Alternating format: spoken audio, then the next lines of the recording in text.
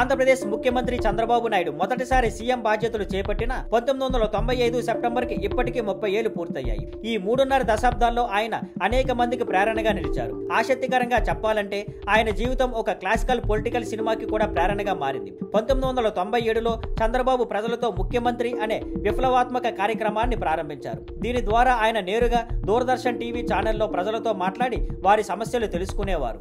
ఆ కాలంలో ముఖ్యమంత్రిని కలవడం సాధారణ ప్రజలకు చాలా కష్టం. కానీ చంద్రబాబు అందరికీ అందుబాటులోకి రావడానికి ఈ వినూత్నమైన మార్గాన్ని ఎంచుకున్నారు. ఇది అప్పట్లో పెద్ద విజయమైంది. ఈ డయల్ యువర్ సీఎం ప్రోగ్రామ్ నే దర్శకుడు శంకర్ తీసుకున్న ఒకే ఒక్కడు సినిమా కథకి ప్రేరణగా ఉపయోగించారు. ఆ సినిమాలో అర్జున్ సర్జా చేసిన ముఖ్యమంత్రి పాత్ర చాలా సహజంగా నిజమైనట్టుగా అనిపించింది. ఈ కారణంగా ఒకే ఒక్కడు ఇప్పటికీ క్లాసిక్ పొలిటికల్ సినిమాగా గుర్తింపు పొందింది. Thank you for watching.